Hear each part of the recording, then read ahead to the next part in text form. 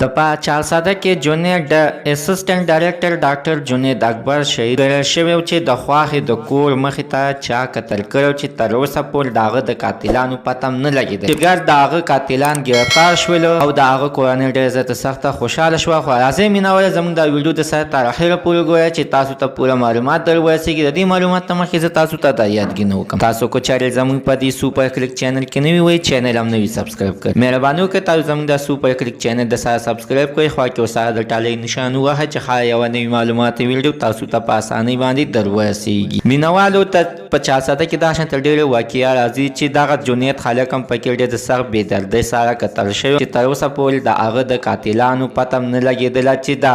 دغه د جنید انجینر جنید اکبر د کورنۍ د وینا همدغه وه چې تر اوسه پورې زموږ نه چا سره څه بدي راغلی، هم تر اوسه پورې چا سره څه جنګ جګړه راغلې، خو نه پوهېږو چې آخر په ده باندې دا ډزې چا وکړلې. چې مینهوالو بېګا د شپې هم د هغه قاتلان هم ګرفتار شول. د دغه قاتل نوم دی مخیب خان چې مخیب په دغه خپل انټرویو کې وویلې چې یعنې دا ما ځکه قتل کړو چې دا کوم ځای کې رشته کړې نو دغه رشته زما وه او دا پې د ما نه مخکې شولو او د دغه رشته د ما نه وکړله او ماته موږ ته یې دغه رشته نه راکوله او ډاکټر جنید اکبر خان ته یې ورکړه. د ده کې د وجې نه ما د مخې نه لرې کړو چې